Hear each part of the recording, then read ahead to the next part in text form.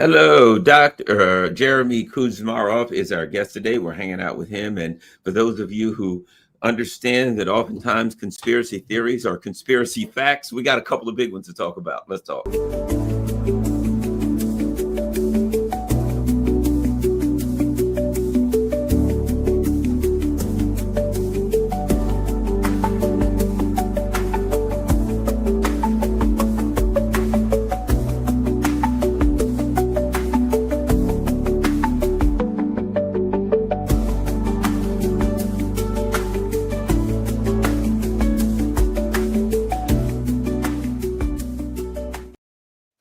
Hello, Garland Nixon here. And I'm waiting. My darn rock fan here is having a time. Well, eventually that'll come on. Oh, there we go. Sorry about that. Usually, what I do is that people always get pissed about my 30-second countdown. They're like, "Why do you have to do that, Garland?" I'm like, "Well, I'm running it on a couple of different. I'm running it on a couple of different platforms, and it gives me time. I got to have a couple seconds to get it going. And so anyway, let's talk about important stuff. Dr. Jeremy Kuzmarov has a great website for those of you who really are suspicious about a lot of covert things going on, intelligence operations, all that stuff. Go to covertactionmagazine.com. It was started by former CIA analyst or operative, actually, Phil Agee, who was upset over some of the devious things that he was involved with and decided to turn over a new leaf and start exposing things. And guess what? Covert Action Magazine was the initial way he did it. And now we've got covertactionmagazine.com. Here's something that's interesting. Look at this series 9/11. Lots of info on that. The Biden series, feature series. We can go Israel, Gaza, political assassinations, war in Ukraine. So this stuff is all related to covert actions. It's related to operations that are going on by various intelligence groups around the world and governments. And so if you got a lot of suspicions and questions about that stuff, you couldn't find a better website than covertactionmagazine.com. One of my absolute favorites, and I've learned so much from it. All right, let's start here. And I think this is a major story to me, only because the more I learn about insider happenings in DC, the more I start to see, covert fingerprints all over the place. So here's a great article. Let's go here. When John F. Kennedy Jr. threatened to revive the Kennedy political dynasty 26 years ago, his plane went down amidst a cloud of suspicion. The evidence of foul play is significant. What's interesting is I didn't realize how much of this stuff was reality and what he was up to. But I did look at him and I'm like, he's a good looking guy. I've heard him talk. He's JFK, he's JFK Jr. Man, this guy, if he runs, they can forget it. He's going to win. And then I start reading all of this stuff that he was up to just before he mysteriously, his small plane went down. And I'm like, okay, I think I'm convinced. Jeremy, let's tell people, start talking about all the things that you found suspicious, particularly the stuff that was going on and what he was up to. Let's start there before this mystery plane crash. Sure. Well, yeah, JFK Jr. Was, I think, the second son of John F. Kennedy. There was a famous image of him, the Kennedy inauguration, and I think an image, where he was in the White House, kind of hiding behind the desk. And then, he grew up, into this dashing young man. He was very well educated, very articulate. He served as assistant district DA in Manhattan. And then he founded George Magazine, which was kind of a very glossy magazine. And that was like the golden age of magazine before the internet. And it was kind of a mix between, kind of glossy stuff with, celebrity profiles mixed with some cutting edge and fairly hard hitting political analysis. And he actually offered a platform to Oliver Stone, wrote an article. Stone had investigated the JFK assassination, of course, produced the film JFK, which spotlighted Jim Garrison, the New Orleans district attorney, in his efforts to get at the truth behind the conspiracy and fingered elements in the CIA.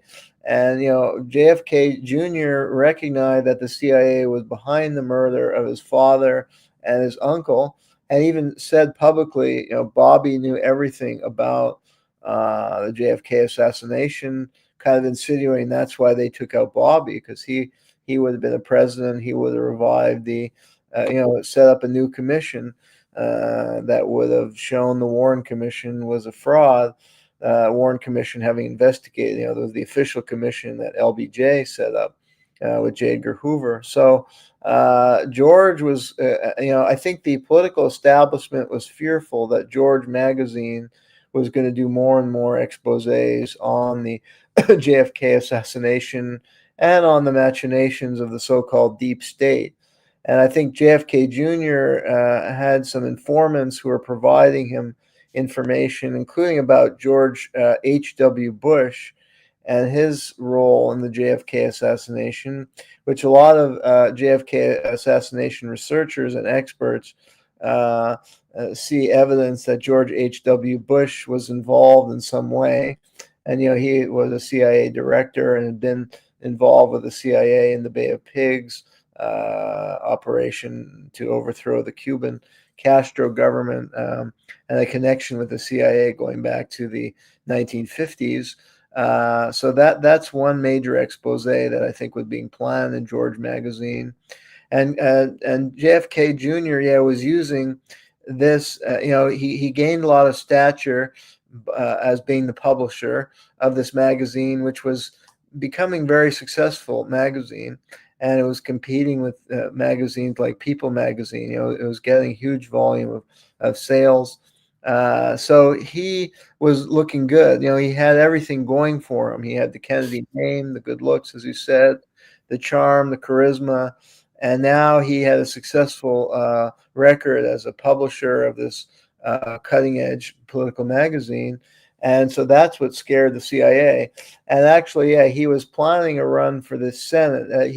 So this 1999, and he just got married to this beautiful Morgan Stanley executive, Carolyn Bessette, and she was pregnant.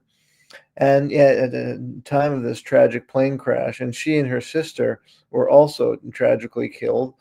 Now, 99, he brought in there was a classmate of his at Brown University named Gary Ginsberg, who was a political operative and worked for the Clinton administration, and also had worked for News Corps, which was Rupert Murdoch's company, and was supposedly Rupert Murdoch's connection to Democrats. JFK Jr., they had a meeting, and they were planning his run for the Senate. And guess who was also vying for that Senate seat? It was Daniel Patrick Moynihan was retiring. And Moynihan is himself a very tricky figure. He's a godfather of the neoconservatives. And although at one point he did call for the abolishing of the CIA, there's also indication that he may have had very strong connection with the CIA. The CIA cultivates congressmen and senators, especially in that era after the Church Committee hearing, when there was a large movement within the Congress to expose and rein in and possibly abolish the CIA. And we discussed that a bit on this show. And there were some anti-CIA congressmen, and one got killed, Leo Ryan, under very suspicious circumstances. And, they worked to ensure that Frank Church was removed. The CIA worked to support the campaign of his opponent in 1980 to have him defeated. So anyway, Moynihan has connection with the CIA. So the CIA would want Hillary Clinton. The Clintons also, we've discussed on this show, have deep connection to the CIA. I mean, there's allegations about Hillary going back to her time. Why was she selected as a student leader at Wellesley? And, she made a reputation speaking out against the Vietnam War at Wellesley, but, from a kind of middle of the road liberal perspective. And that's the kind of thing the CIA would cultivate, moderate anti-war leaders to kind of isolate the more radical wing that was framing the Vietnam War as a part of a larger pattern of U.S. imperialism. They didn't want that kind of analysis getting out there and being embraced by young people, so they would support these more so-called moderate anti-war people who just critique the war on certain narrow pragmatic grounds, but didn't develop larger critiques of U.S. foreign policy. And Bill Clinton, as we've discussed on the show, and I've detailed in my book Warmonger, was recruited by the CIA, according to Cordmeyer Jr., for a mission into Soviet Russia when he was a student at Oxford University, to smuggle out the memoirs of Nikita Khrushchev.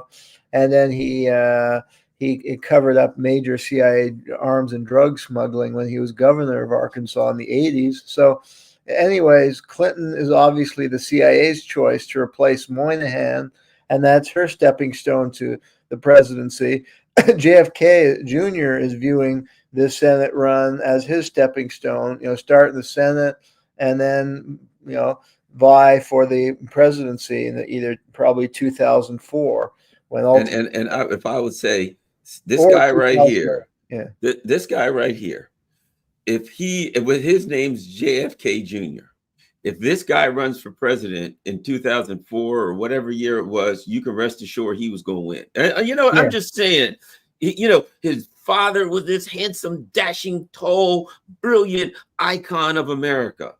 His mother was, Jacqueline Kennedy Onassis. And look at the guy, his looks, his beautiful wife.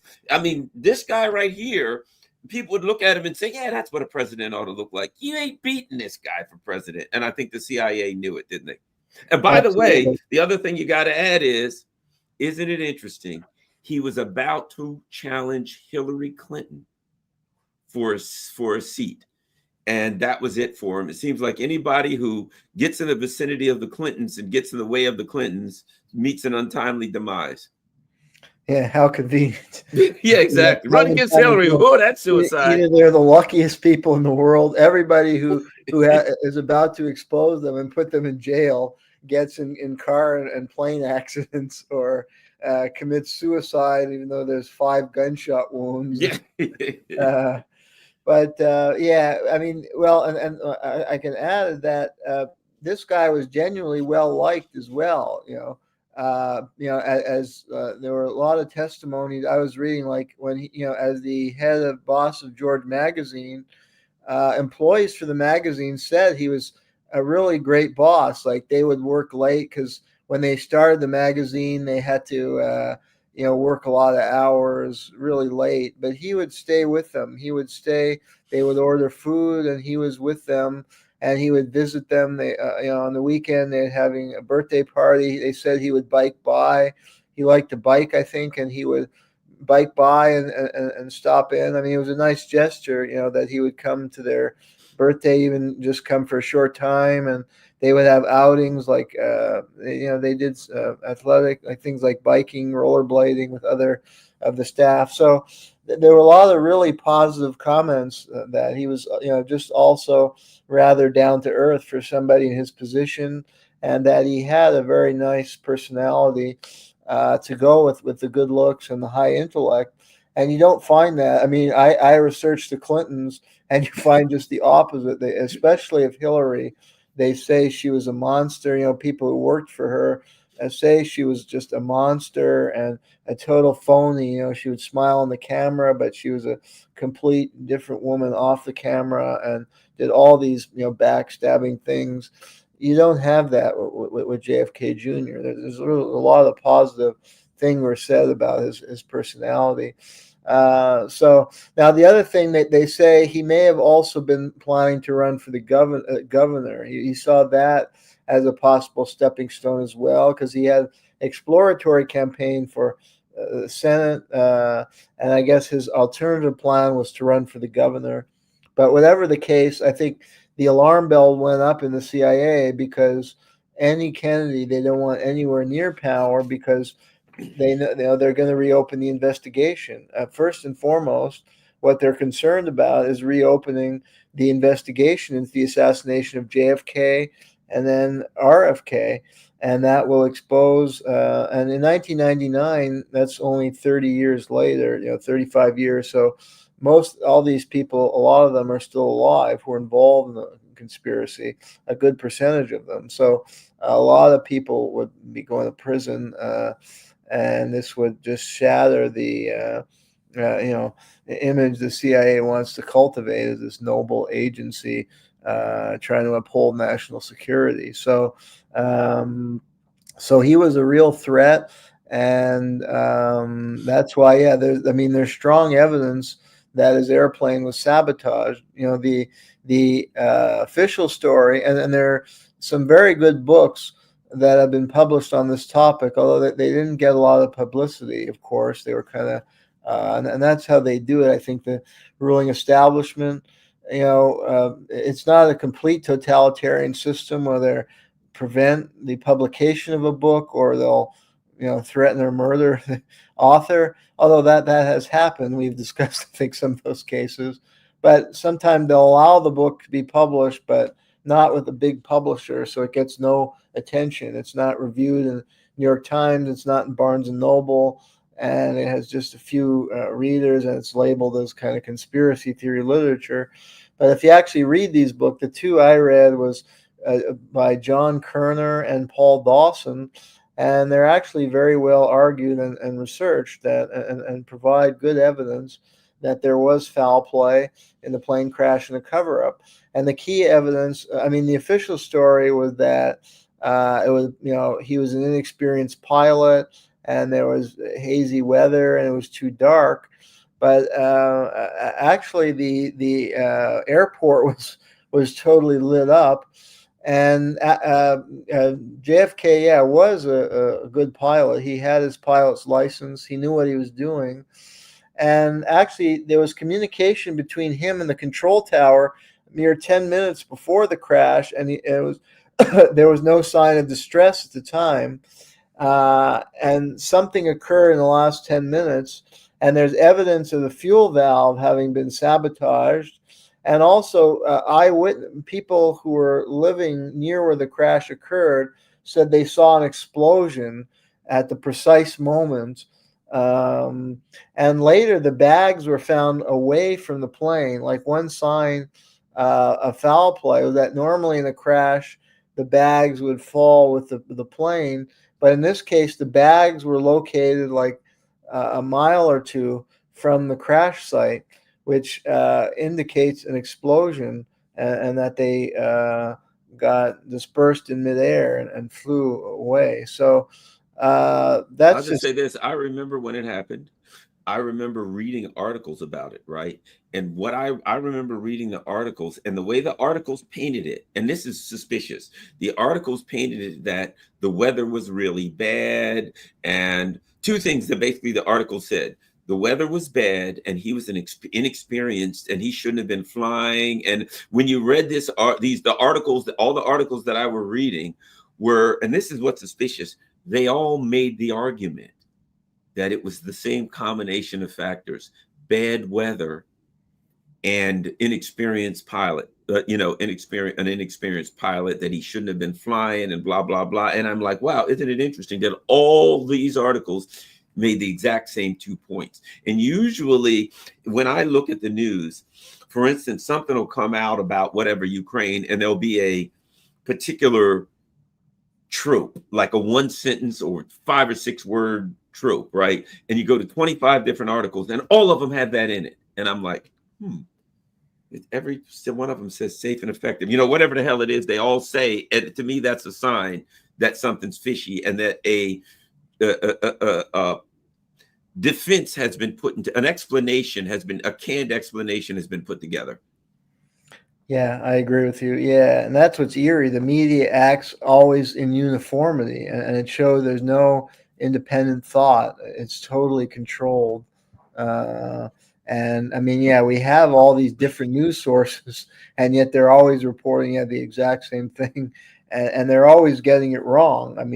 As time goes on, it's evident that they've gotten the story wrong, whether it's the COVID, 9/11, whatever it is.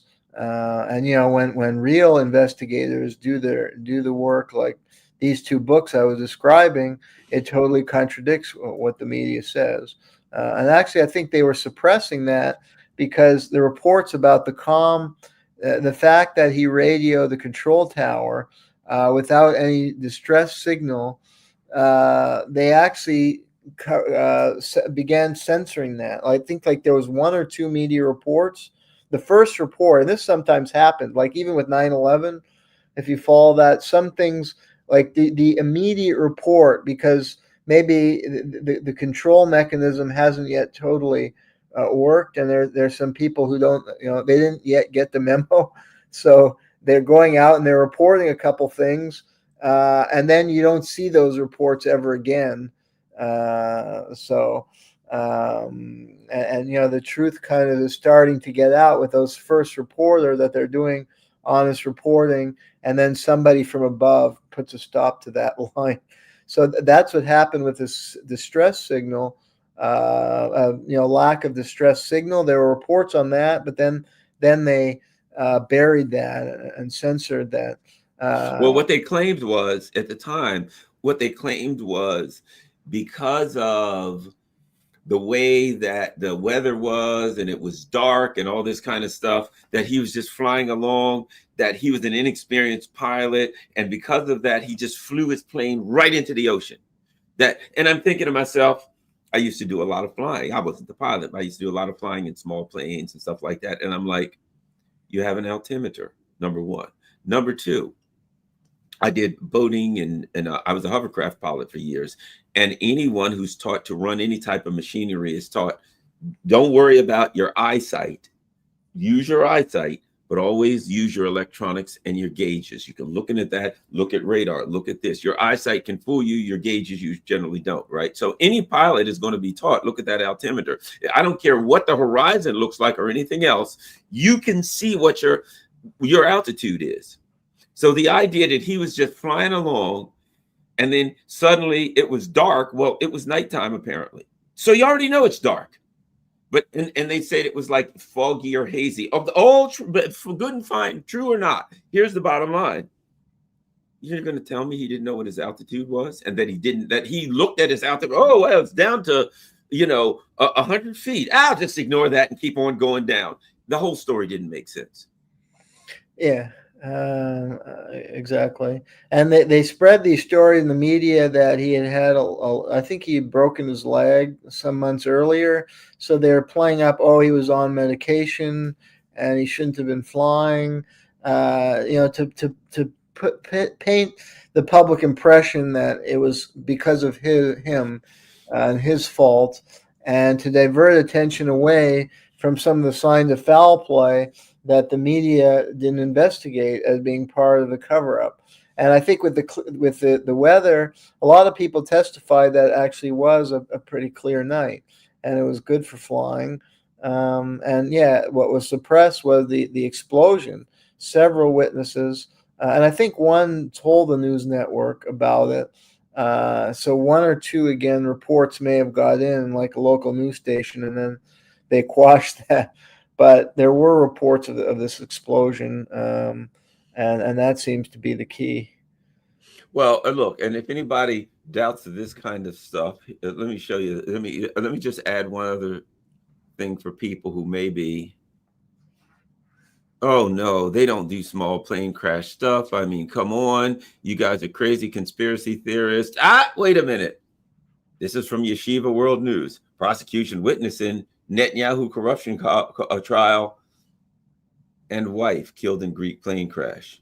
Authorities in Greece on Tuesday opened an investigation into the crash of a private plane from Israel that killed a prosecution witness in the corruption trial of former Israeli Prime Minister Benjamin Netanyahu. Haim Garan, a former senior official at Israel's Ministry of Communications, and his wife Esther were killed in a crash late Monday off the island of Samos.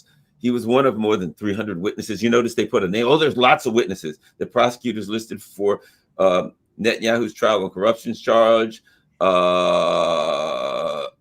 Single engine Cessna took off from Haifa, Israel. Shortly before landing, communication with the control tower was lost, and the Civil Aviation Authority informed the search. The body of two were recovered.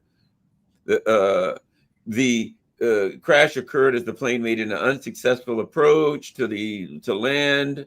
So I'm just saying, if you think these people don't do small plane. You know what I mean? I mean, you look at that and it's like, and it says one of 300 witnesses. What they leave out is he was a key witness, that he heard the case.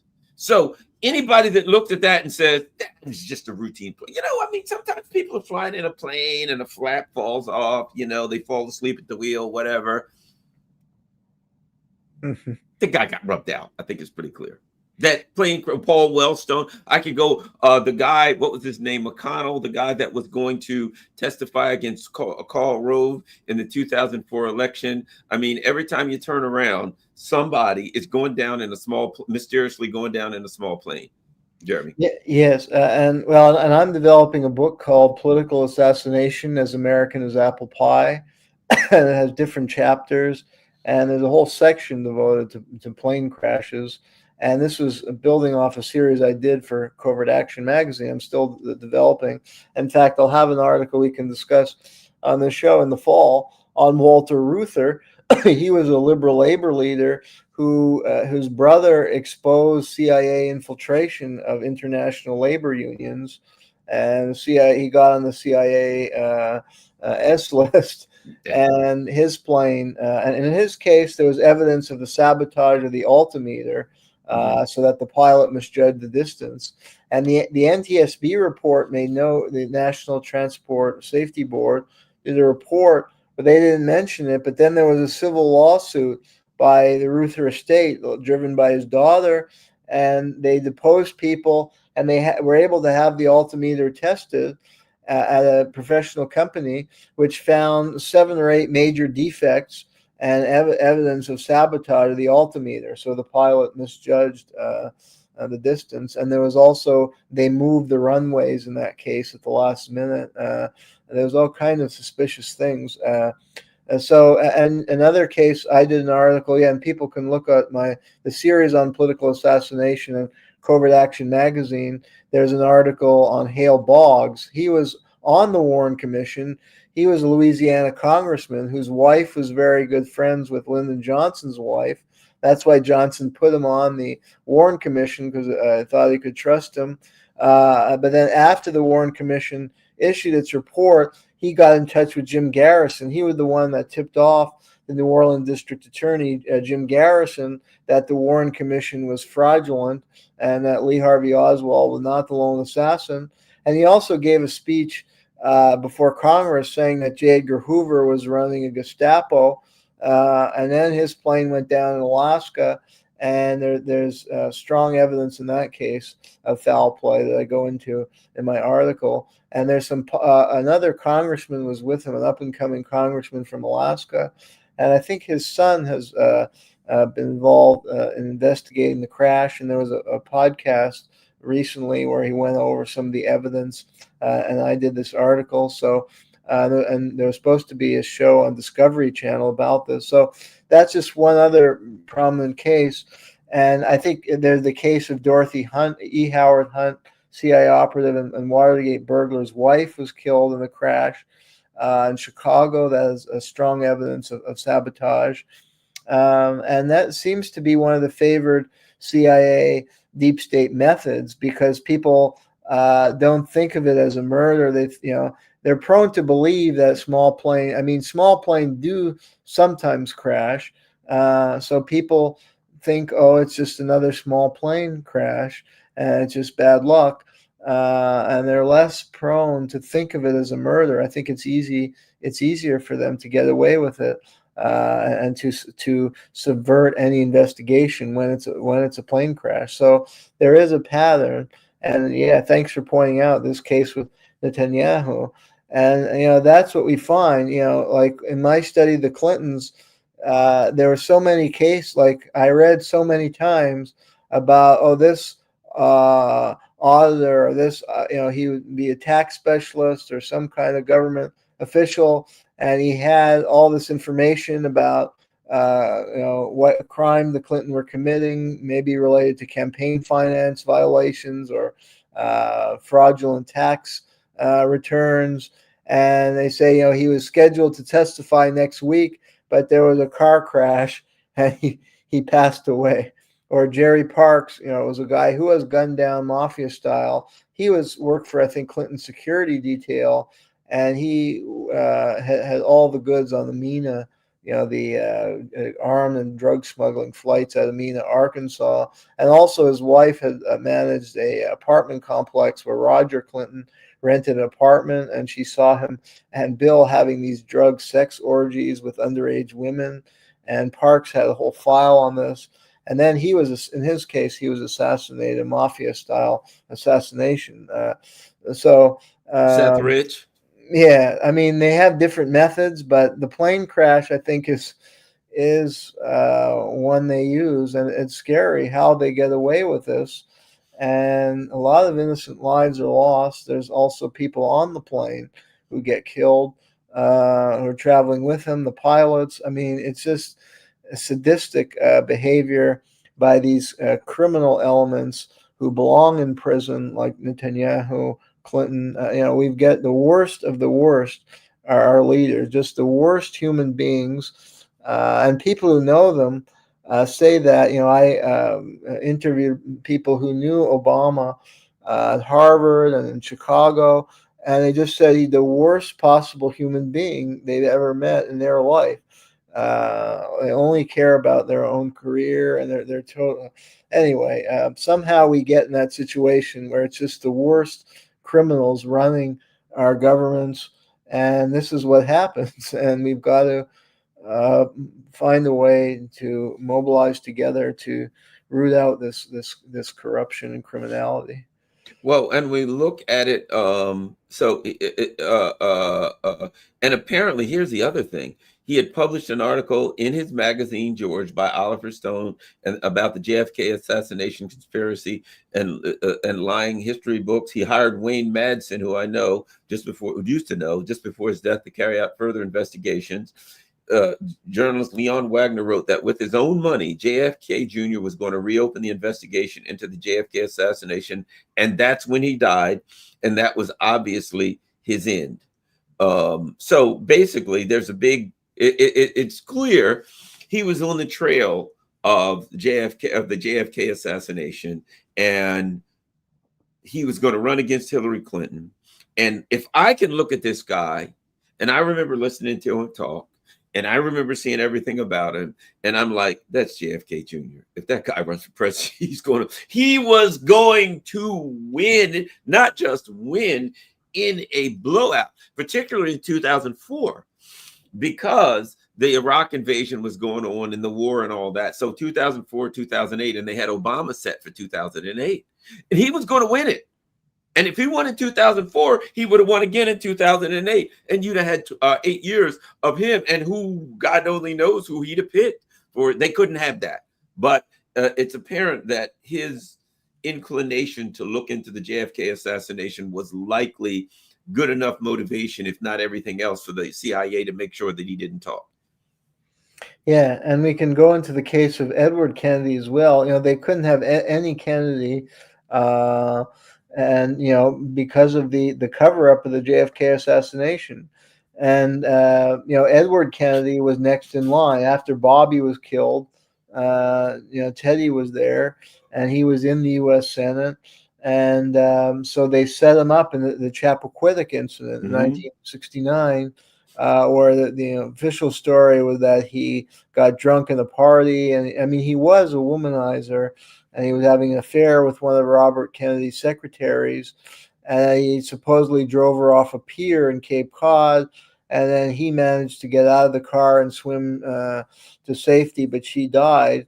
And there's an article by R.B. Cutler that just demolishes this argument on so many levels that the story makes no sense. Firstly, the skid marks didn't reflect how the car supposedly went into the pier.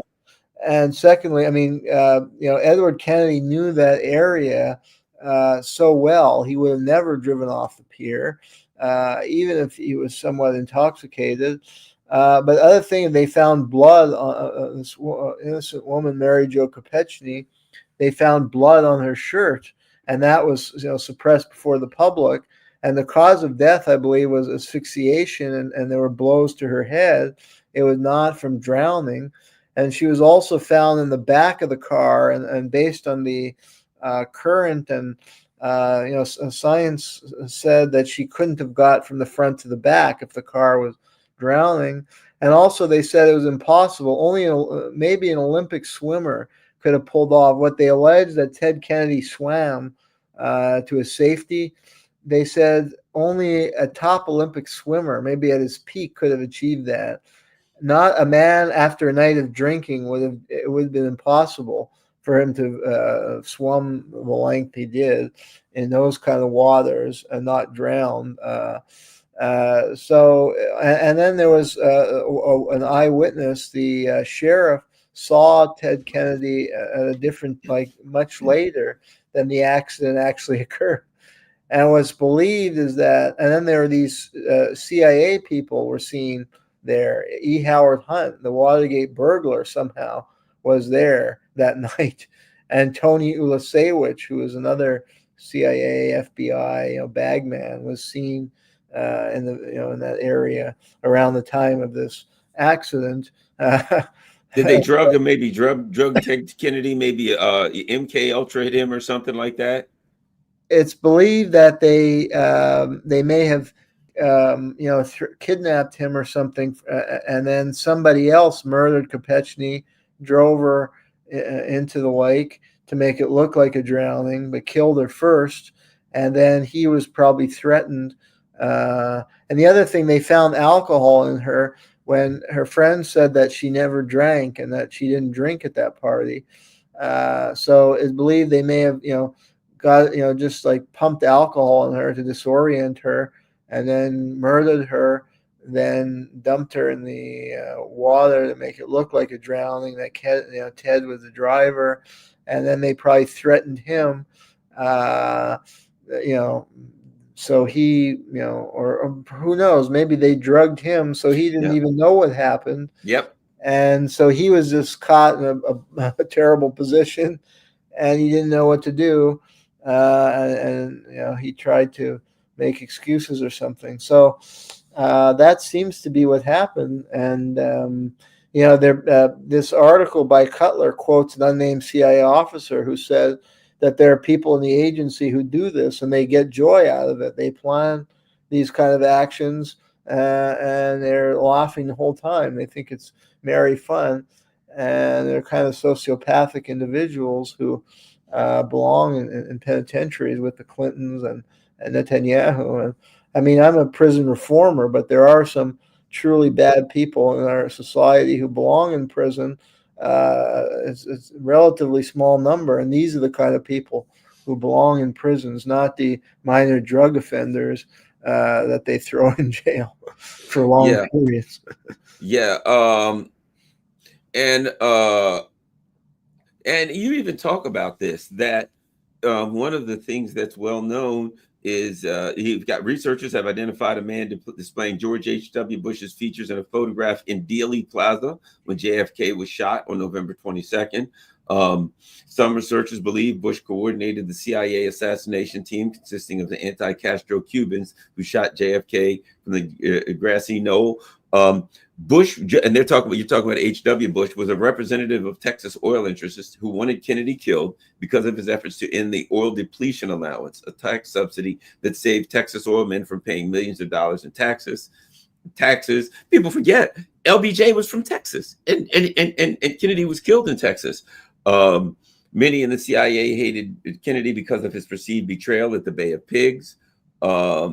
Here's something that's interesting. The head of security at the Ambassador Hotel in Los Angeles, where RFK was killed, was Robert Mahu, who had long-standing ties to the CIA.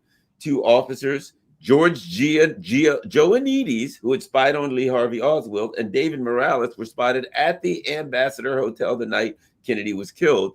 And the suspected gunman who shot Kennedy behind his ear had worked for Lockheed as a CIA contractor, right? So you're talking about, and now what happens, JFK Jr. was planning to run an expose in George magazine about Bush's role in the JFK assassination and other crimes committed by the Bush family. This would have ruined the political prospects of George W. Bush, who at the time of JFK's death was in the process of developing the campaign for his own presidency. That's something important. At that time, he was going to run in New York, which would have stopped Hillary from running. And he was going to release information tying George H.W. Bush to the JFK assassination, which would have destroyed George W. Bush, who was picked at that time to come into office. They had their whole plans. I believe they had their plans for 9/11. They had their plans for the Middle East war on terror and all that kind of stuff together. George W. Bush, who his family, I mean, his immediate circle all ran that, what is it? CNAC, or Center for the New American Century, that thing. So they had chosen him to do this whole regime change operation all over the Middle East. That was all planned. He was going to destroy that, and he was going to take Clinton out. They couldn't let him do that. Yeah, very good summary and analysis. Yeah, absolutely. And yeah, I think he even named it George. I guess the Kennedys had a rivalry with the Bush family, and JFK Jr. had deep mistrust for the Bushes, and was being fed information. He had some informants, and there was a guy in Utah who was giving him some insider information about George H.W. Bush, and this was going to be part of the expose. And yeah, he had hired Wayne Madsen, who was a well-known investigative reporter who exposed a lot of nefarious government activity. And you said did Madsen pass away, or I haven't heard of him? Oh, no, not that I know. I just haven't talked to him in years. Yeah, he used to have a website. Yes. He exposed a lot, but I haven't heard from him in a while. Yeah, he used to hang out with this other guy named Andrew Krieg, who went to Brandeis. And Andrew Krieg wrote a book called Presidential Puppetry. And that he talked all about the ties between Clinton and Bush and Obama and several other, and Mitt Romney and several other presidents and potential presidents. And he talked about their ties to the CIA, and basically how he believed that the CIA picked a lot of people who ultimately was set up to become president. Yeah, we've seen that. Absolutely. I think he's unfortunately right on the mark. Yeah, you've got another parallel to past cover-ups, and this is interesting. Kennedy's remains were rapidly cremated after their discovery and dumped at sea, along with those of Carolyn Bessette Kennedy, his pregnant wife, who died with him. The coroner's report was full of holes, etc. And here's another curious fact: the Coast Guard search for the ruins of Kennedy plane was delayed by 2 hours after an emergency beacon signal had been deceived. Your thoughts about the whole cover-up stuff? I mean, this guy, a famous guy, you'd think that they'd want a big funeral, and instead, you just immediately cremate him and his wife. Yeah, and this is the pattern you see in these airplane crashes, and the cases I go into in my book, Political Assassination as American as Apple Pie. It follows that formula to a T, where the police, there's, in each case, a police and media cover up. And the police, I mean, many people believe the police are incompetent, but I don't believe that's always the case. I mean, they often do very thorough and efficient investigations of regular crimes. I mean, there can be, issues or problems, but a lot of cases they do have very good competence. And you would think, yeah, in these celebrity or political cases, they would, since they're going to be under heavy scrutiny, that they would, give their best effort. But instead we see the absolute opposite, because they're usually, I think they're under pressure not to do a good job. And there's all, kinds of manipulation of the crime scene that we see in cases, or just cover up. And yeah, they immediately want to get rid of the body because that will reveal evidence. They don't want a proper investigation. And there are some higher elements who are ensuring that proper investigation never occurs. And yeah, in a lot of cases, there's so many suspicious things that go on that I was able to find out in all these different cases I was looking into, including like in the Wellstone case, they had the FBI was somehow there, even though the nearest FBI office was like 2 hours away. It's like they knew about the crash. They were there within like 20 minutes somehow, and they were like covering up evidence and blocking the local investigative and normal investigative process. And that happens in some of these cases. Here's an interesting one. Another interesting one. Watch this. Hold on.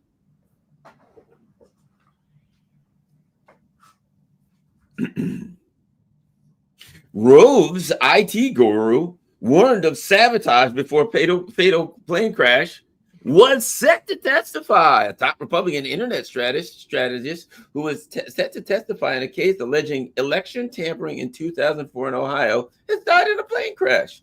Mike Connell, who was the chief IT consultant to Karl Rove and created websites for Bush and McCain electoral campaigns. He also set up the official Ohio state election website reporting the 2004 presidential elections. He was reporting an experienced pilot. He died instantly Friday when his private plane crashed in a residential neighborhood. He was deposed one day before the election this year about his actions and his access to Karl Rove's email files and how they went missing.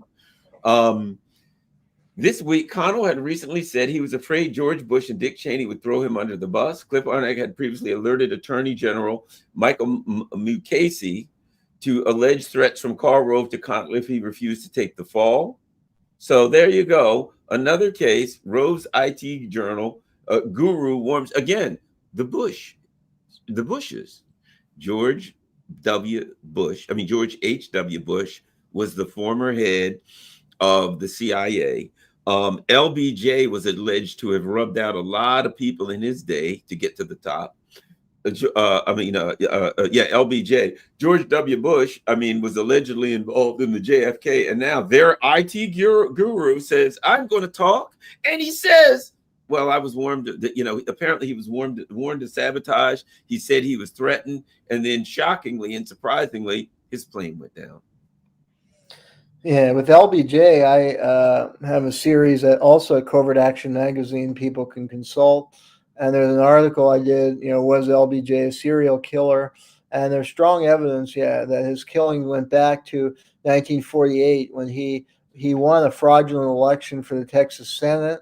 And this is documented. Robert Caro, the biographer of Lyndon Johnson, was able to track down a clerk in East Texas who admitted on the record that he doctored the vote count in his county. And there was a sheriff who knew about this. There it is. The sheriff, forget his name, it's in the article, knew about this, and he was in prison on another charge, and he was writing to the governor of Texas about what he knew, and he was going public with it, and then he was murdered in the prison. He was hung in the prison, and the governor accused Alan Schaefer, the governor of Texas, accused LBJ of murdering this guy, the sheriff. And then he got this guy, Mac Wallace, to be his hitman. There's a guy, Mac Wallace, who had been a student leader at the University of Texas. Johnson, then he was involved in an affair with Johnson's sister, Josepha. And then he murdered a man over a love triangle, and Johnson helped him get off. He got only a 5-year. He was convicted of murder. I think this is the only time this ever happened in the state of Texas. A guy convicted of murder who was eligible for the death penalty got a 5-year suspended sentence. And then Johnson, somehow he got a security clearance working for a leading defense contractor. And he did a lot of Johnson's dirty business. His name Wait a minute. He was a convicted murderer who had been spent time in prison for murdering someone. Got 5 years, I might add. 5-year suspended sentence. Sentence for murdering somebody. Yeah. And then he became a government. Then he got a government clearance. Yes. And he did all kinds of dirty work for Lyndon Johnson. And a lot of researchers believe his fingerprints match at the school book depository, and that he was one of the decoys used in the JFK assassination. And he was linked to the murder of Henry Marshall, who was a agricultural. He worked for the agriculture department in the Kennedy White House, and he was doing an investigation of fraudulent agricultural practices of a guy named Billy Sol Estes, who was Lyndon Johnson's top donor and financial bagman. And then Marshall was murdered, and Estes and Mac Wallace are believed to be behind the murder. But ultimately, the mastermind was Lyndon Johnson and his aide named Cliff Carter. And there were some articles about this in the Texas Observer that were very well researched and well done that cast, to put it mildly, strong suspicion on Lyndon Johnson. So these are among the murders. And then a lot of people associated with the Estes case got killed. And some it was made to look like a suicide, but it was clearly a murder. So these are among the murder that Johnson had been linked to in Texas. Sam Smithwick, that was the sheriff who got killed in this East Texas town.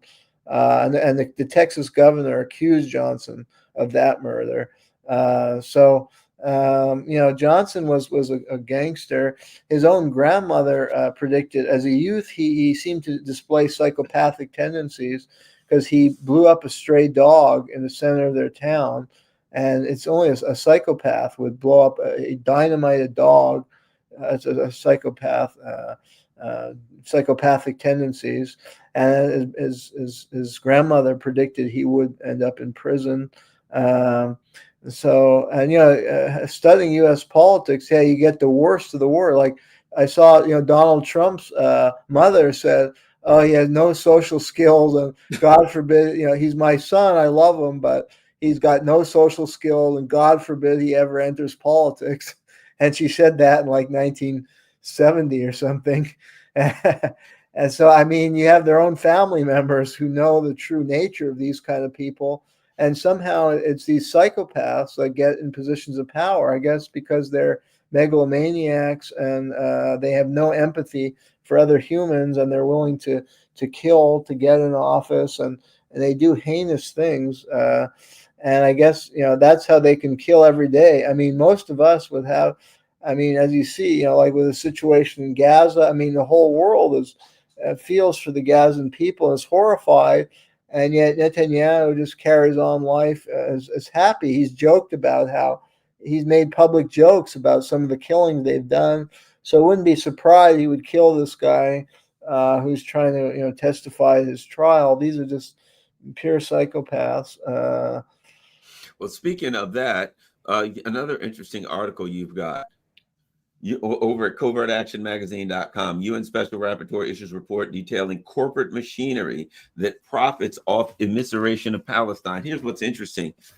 A lot of people have said, I don't like what's going on, and it's bad, and they should stop, and this is evil, and it's horrible. And here's what I thought. Well, she said that, so what? Everybody said that. She ain't the first one to say that, but they sanctioned her. However, either this report, they knew she was working on a report, or the report had come out, in my opinion, and they had to attack and discredit her and threaten her. And because she said, the one thing you can't do is connect the corporate machinery to these kinds of things. Your thoughts? Yeah, I think this is a very important report she issued because it showed the corporation that profit off this genocide. And more are acknowledging it is a genocide. Like Omer Bartov was, I think, a conservative academic genocide scholar, and he wrote this article in the New York Times this week or last week saying, I'm a genocide scholar, and we have to call a spade a spade. And actually, I read a piece, Alan Dershowitz in the New York Post wrote a retort to Bartov, but he's like, well, it's not genocide. It's comparable to what the U.S. did in World War II in Hiroshima and Dresden. And so Ben Dershowitz was like, well, that was it was kind of actually defending Hiroshima. I was like, well, the Japanese were evil, and this was a heroic victory in World War II. But the Hiroshima comparison was pretty interesting because he's trying to defend Israeli action, yet he's comparing it to Hiroshima, which was basically a Holocaust as well. I mean, 200-something thousand people died, either directly or indirectly, from the atomic bomb. It's acknowledged by most people as one of the horrific things of the 20th century. So if that's his count, oh, it's not genocide, it's only Hiroshima like atrocity. I mean, these are some of the worst atrocities, in 20th century history. But yeah, I mean, this report shows who's profiting and who's, and they're the ones. I guess one thing she could add to the report is how they've bought off the whole political structure. How much money she should add to a report by because she goes into some of the company, the thing like Lockheed Martin, they're supplying all the jets to Israel, Caterpillar, the bulldozers to bulldoze Palestinian villages, and then she goes into BlackRock, how a lot of and she looks at like the shipping company, and it's worth reading the report. It has good information about these companies. There's a Dutch shipping company she mentioned, Maersk, that does a lot of the shipping of the weaponry. Uh, she goes into MIT and how they're developing drones there that are used, and and she's got all kinds of information about that. And BlackRock and Vanguard are two Wall Street firms that own a lot of these companies. So they're making a killing off this thing. And the one thing I would add to a report, she could add, and a lot of the information is publicly accessible through websites like opensecrets.com, is how these companies purchase politicians and rig the political system in that way by buying off politicians who ultimately give the sanction for the wars and the weapons deliveries. So that could be added to a report. But yeah, generally is valuable as far as looking at the political economy. And that's one thing. Yeah, Covert, Philip Agee was unique as far as a lot of whistleblower in that he identified. I mean, he not only pointed to the wrongdoing that the CIA was doing and the wrong thing that the U.S. was behind and the illegal coups and illegal activity, but that it was driven by corporate interests and corporate power. And that's what we have to acknowledge. That the cancer in our society is how these corporations have rigged our political system. And so, to change the world, we need to get money out of politics. I think is a key thing, because that's a big root of it, is that these companies just buy the politicians, and they're not representing the people or humanity. They're representing these parasitical corporations who only care about profits. They don't care how many are killed in Gaza or Ukraine or wherever it is. If there's money to be made, that's all they care about.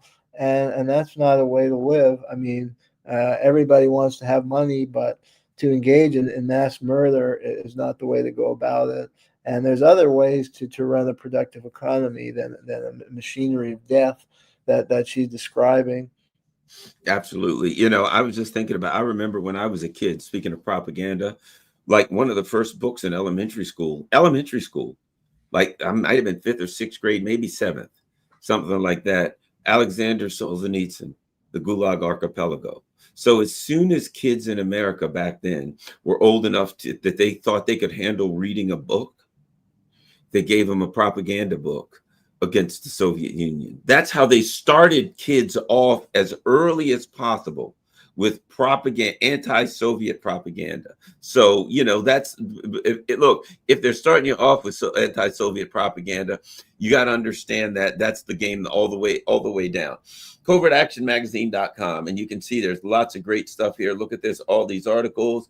U.S.-Israel war Yeah, on and we Palestine. actually have one, to interrupt you for 1 sec. We have an article this week on Solzhenitsyn and his ties to intelligence agencies, and how, although some of his critique of the Soviet Union may have been accurate, he was inconsistent. He didn't he was not willing to criticize U.S. foreign policy like in Vietnam.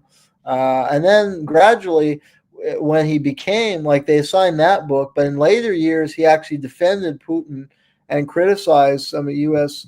Intervention in Russia and the whole region, and that's when you never hear of him in the Western media anymore. What's the guy's name? I think he was Iranian. He wrote a book.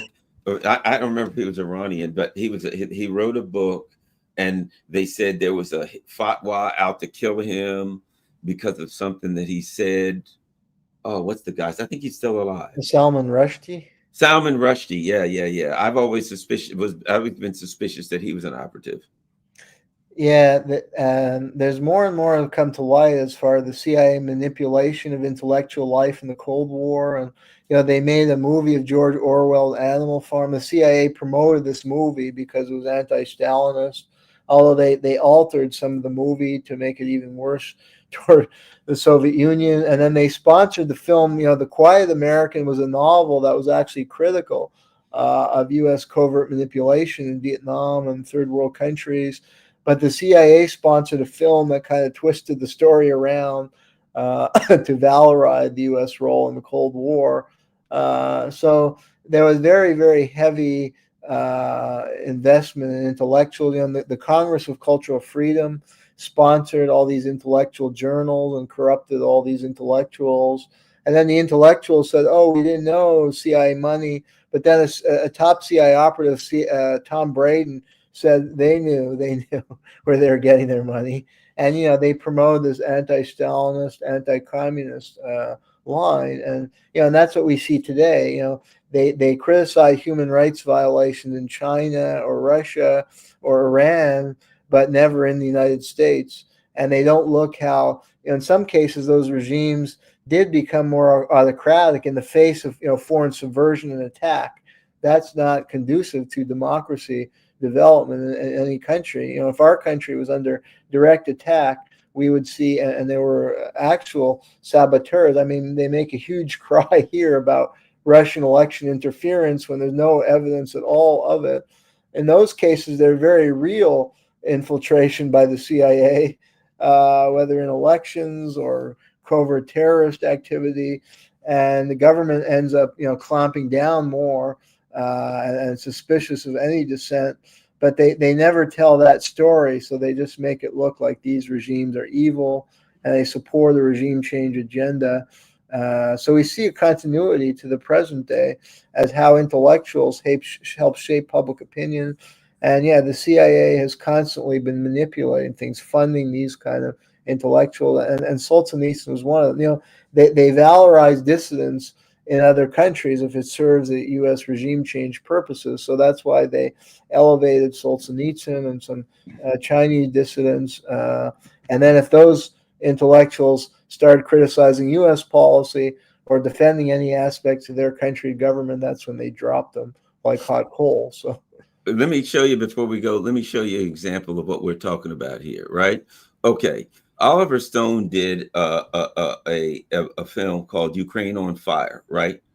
But look, you notice in Wikipedia, it says the film portrays a Kremlin-friendly version of the event. It's Kremlin-friendly version. Well, it's true, right? So Ukraine on Fire, Igor Lopatnik does that, features Oliver Stone, who was the executive producer, and they talk about surrounding the revolution of dignity, as they call it, right? So they condemn Ukraine on Fire. Oliver Stone did it. But what happens next? Watch this. The CIA does their own film.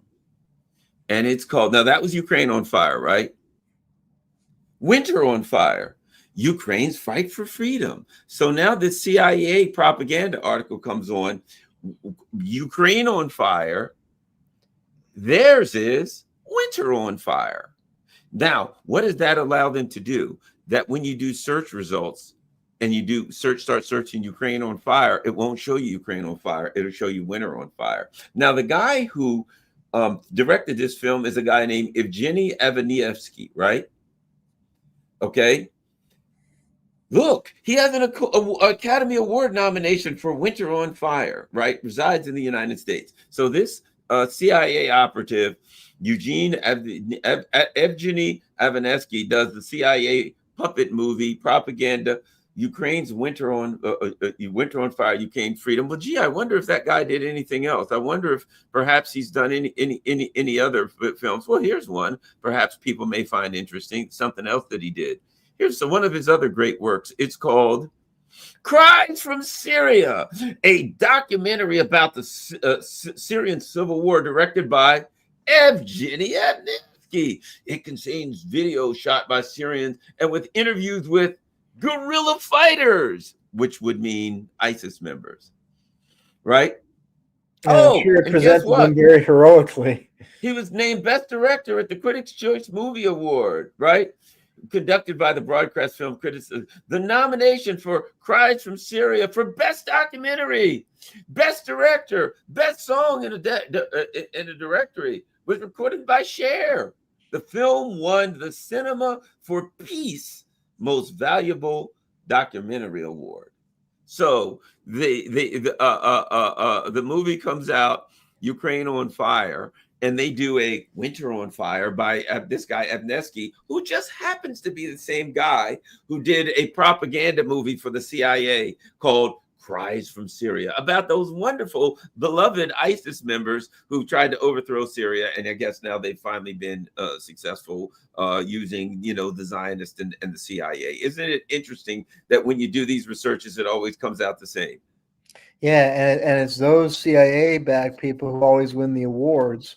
Like we had an article about and I think we discussed that on this show, the Octopus Murders, American Conspiracy. This is a Netflix series that covered up the CIA murder of investigative journalist Danny Casolaro and defamed two principal whistleblowers, Michael Riconosciuto and Bill Hamilton. It just won an Emmy Award. Surprise, surprise. And the film actually, the directors are these complete amateurs, and they appear to have stolen material from other researchers while presenting themselves as these great sleuths, and they're insulting these whistleblowers, and based on complete distortion, and yet they get an Emmy. So I mean, those awards. And then there was this film Navalny. They wanted to make Navalny into this great hero, when this guy was a racist xenophobe who was featured on camera calling immigrants like cockroaches and like showing some Nazi insignia, and they presented him as this great freedom fighter, because he was anti-Putin, and actually he wants to like dismember the Russian Federation, give more autonomy to various provinces within the Russian Federation. And that's exactly what the CIA and U.S. government wants, because they want a weak Russia. But it's not something that the majority, it's only a tiny minority of Russians who support Navalny. But he's made into this Mandela type figure. And actually, he and his brother were crooks. They stole money. And from Ivrish, they had some kind of scams they were running. And that's why he got incarcerated in the first place. And I mean, he may have been mistreated somewhat in prison, but he was no hero the way they present it. It's a pure propaganda film, and that's what we see. It's just propaganda that they're advancing, but I don't know. They package it in a way that a lot of people don't realize they're being fed propaganda, and it's been effective for many, many years. Let's be honest, that a lot of people have bought into this stuff. I mean, me and you maybe have more critical mindset, like probably you were among the youth at your school, maybe who was skeptical of what they were feeding you. I was like that at my school, and I went to a Jewish school, and they were feeding all this Israeli, propaganda.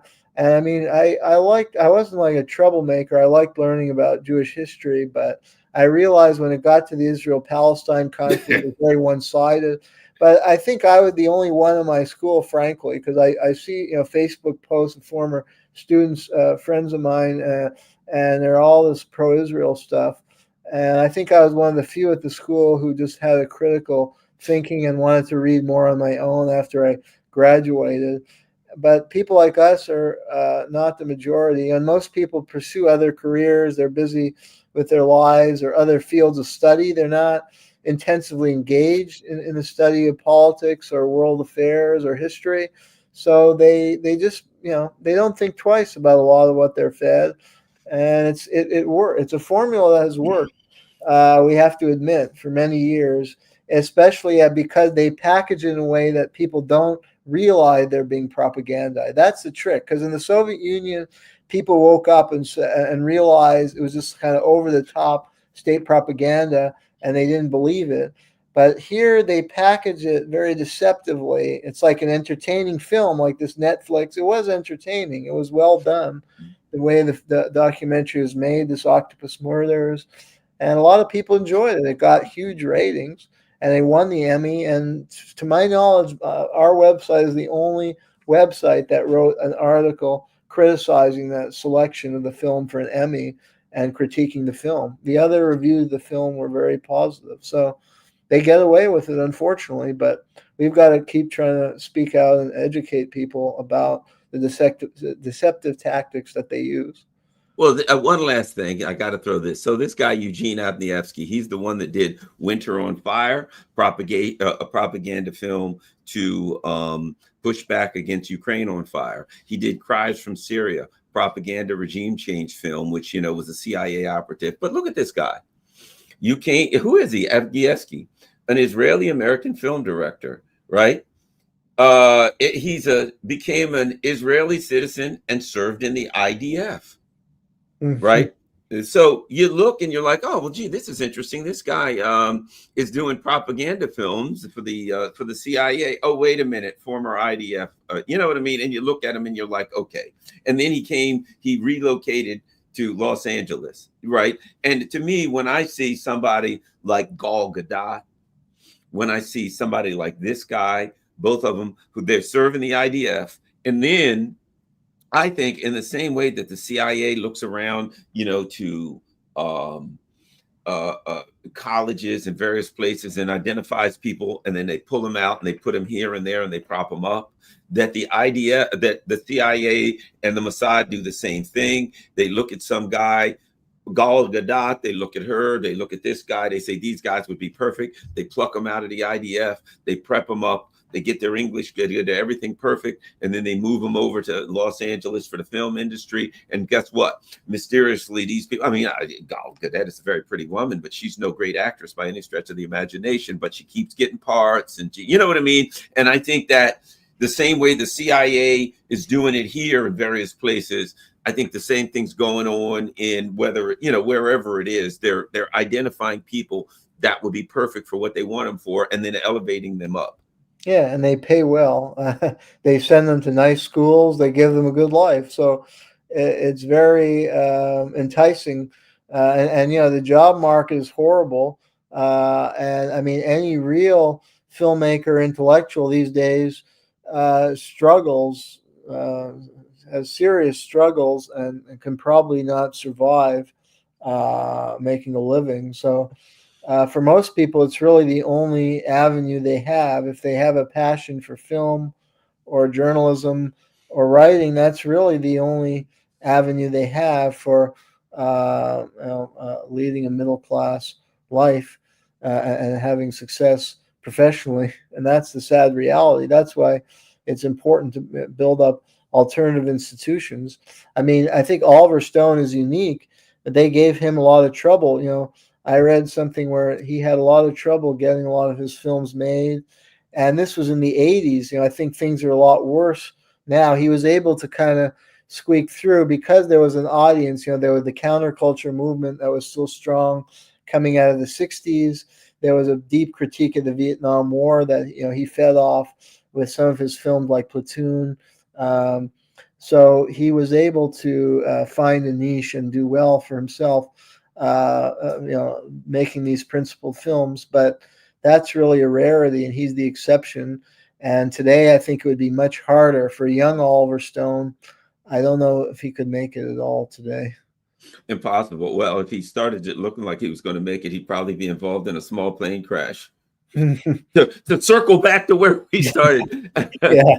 Thanks a lot, everybody. Don't forget, covertactionmagazine.com is the website if you want to learn more about these crazy intelligence operations going on all over the world, whether it's 9/11. Just click on series. You'll see 9/11, all kinds of stuff going on. Lots of interesting stuff we need to learn. What was the book that you recommended today? You recommended a book earlier.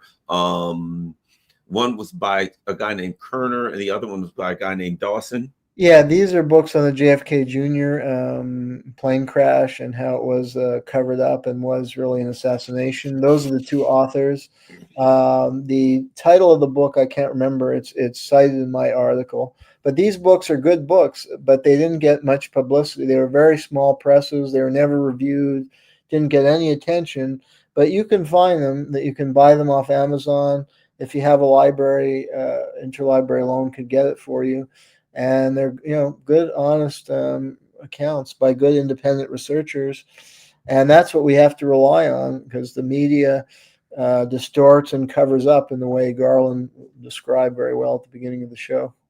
There's one, JFK Jr. murdered, cover up and conspiracy, right there. And it gets branded as like conspiracy theory literature, but I mean, I urge everybody, just assess for yourself. Don't label a book. Read for yourself and see if there's good evidence and convincing argument. And I think in these cases, there's a lot of good evidence. And the authors are honest. They go where the evidence is. They don't know for sure exactly who is behind this. They're not able to go that far, but they're able to prove some of the things we were discussing on the show, that there are a lot of question mark, that there's an explosion. Witnesses, identified an explosion, that the bags were far away, that the fuel valve was evidence of tinkering with. Those are the kind of thing they discuss, and I think they have a good, solid case. Yeah, I think you're right. Well, thank you very much. Certainly appreciate it. And everybody go to covertaction.com. I look and like we got 166 people now, but hopefully everybody will share this on all the social media platforms. And I tell everyone, I do a lot of stuff over the week, and this is my favorite one. This is my favorite show. This is the one where I learn the most. And because, you start, I remember, let me just say this real quick. So my mentor for years was Paul Robeson Jr. When I first met Paul Robeson Jr. and started talking to him about politics, and we were discussing, we became friends, and he was telling me a lot about politics, and he was talking about his dad and what happened and all these things, right? You know what I thought to myself? That guy's just an old conspiracy theorist. That's what I thought. He's just an old conspiracy theorist. And the more I talked to him, the more I was like, holy crap. You know what I mean? And everything he told me, I looked, I'm like, holy crap. I thought he was an old conspiracy theorist. And everything that he told me, here's what I started realizing with these things. A lot of it's open source. It sounds like a crazy conspiracy theory. And when you search it, you can find the stuff right there. I had somebody talking to me about this Diddy thing, and they're like, well, that was about him suing this gigantic alcohol group firm. And I'm like, what? Yeah, look it up. And I'm like, well, wait a minute. He sues, he like made $200 million or something, or hundreds of millions of dollars from selling this alcohol, this whatever, Ciroc. He then sues this multi-billion-dollar international alcohol conglomerate. And he says, you guys, there's a lot of racism here. This is discrimination or whatever, right? And he sues him. Diddy. And he wins, they settle basically, and they pay him $200 million in a settlement. 60 days later, his house is raided. And it takes about 30 to 60 days, to get all the paperwork together and to get everything done and to get the judge sign on to everything to get that done. So it's obvious that the instant they paid Diddy $200 million, an investigation started on, not that he's clean or not, and they took him down. And I'm like, oh, crap. Every single time it's the same thing, Jeremy. It's always that, isn't it? Often it is, yeah. And I have the same experience of you. I thought, that some things, that's a conspiracy. And then I do my homework. I spend a lot of time reading. And every time I read, truth is stranger than fiction. And it turns out that the conspiracy theorists are right on the mark. And it's often what you say. Yeah, they're trying to ruin, they challenge some big corporation. And maybe they do have some real skeletons in their closet. But they can use it because they're spying on everybody. They've got the dirt, and so if they challenge the big corporate interests or somebody powerful, they'll leak it at an opportune moment, and that's interesting. Yeah, I didn't know about the Diddy case, but it doesn't surprise me. Yeah, that's the kind of pattern I've seen repeatedly in my own research. So,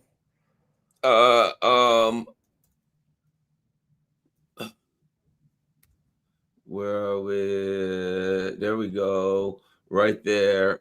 I'll just leave this as the last thing and we'll get out of here. And that is this. Look at this.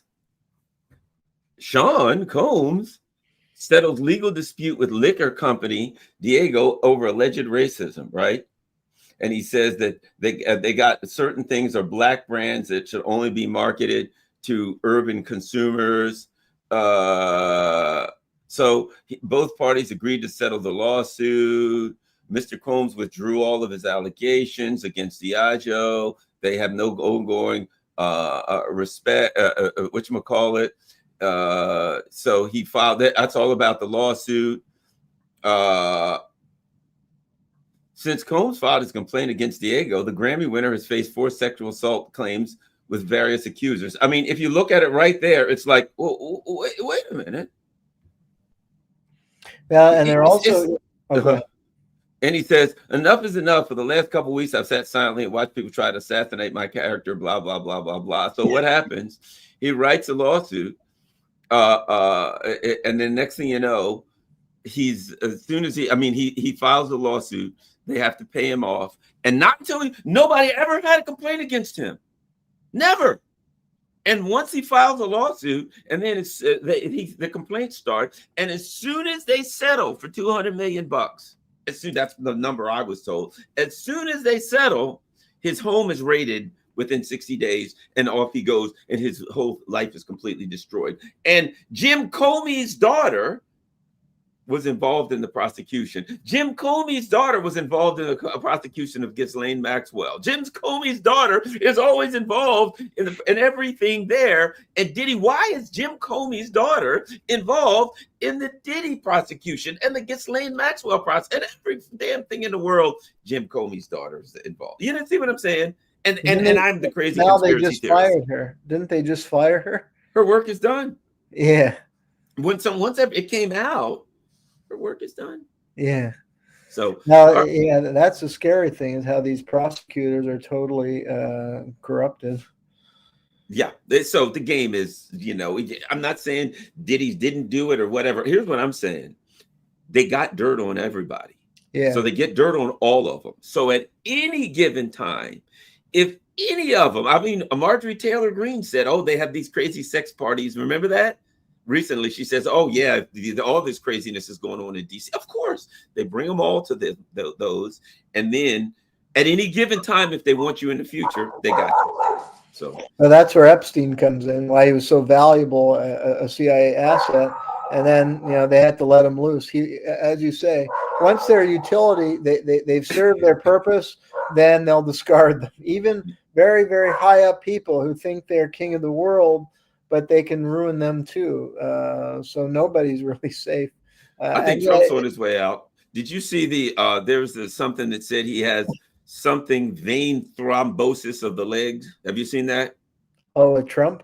Yeah, they've released something that says Trump has health issues, and he's got Trump. Well, he may have gone too far, like with the ICE raids. I mean, it's been an embarrassment, and the tariffs is not working out very well for the U.S. economy, and his style. Yeah, so they may be ready to dispense with him.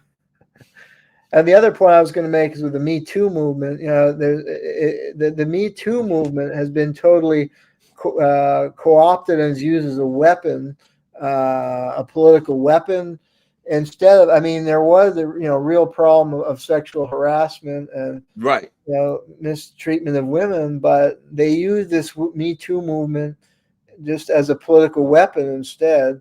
And in some cases it's innocent before proven guilty. It's like this witch hunt mentality takes hold, and like this person, and it's just not very healthy. They're not, looking to really rationally weigh the evidence. And some of these cases are a bit strange. Like even the Harvey Weinstein, I don't know how close he followed. He was in relationships with these. I don't want to say he's innocent or anything. It seemed maybe he did a lot of bad things. But on the other hand, from what I'm reading, like when I read some articles on his case, they said, he was in relationships with these women. So that starts to raise alarm bells that how bad really is this? So I don't know. Bernie Madoff. Well, how about Bernie Madoff? Yeah. When did it happen? It happened in 2008. There's a crash. Everybody's pissed off. 2009, hey, look, Bernie Madoff, he's doing some kind of a crazy thing with all of this money, and they sacrifice him. Mysteriously, 1 year, when everybody's infuriated over what's happening in Wall Street, that it's all a fraud, that it's all a game, they bring out Bernie Madoff in 2009. To make a villain, to turn it away from the system and Wall Street, executives, and sacrifice Bernie Madoff. Yeah, and off he goes. Well, so it's always a game. Well, thanks a lot. Certainly appreciate it. Everybody go to covertactionmagazine.com. We all learn so much from all the things that are going on. And we'll help everybody to keep your eyes open and be vigilant. We've done book recommendations. Jerry Kuzmarov, Dr. Kuzmarov, we certainly thank you for all the good work you've done. Everybody, don't forget, support them over at covertactionmagazine.com. Follow me on Rockfin, follow me on Rumble, follow me on Telegram. Also, if you can afford it, whether it's Patreon, Buy Me a Coffee, whatever, PayPal, if you can afford to donate. I got a P.O. box there. Feel free to send me whatever, whether it's a donation, that's fine. But if you wanted to send me a letter, a book, a magazine, anything, there's my P.O. box. Thanks a lot. We're out.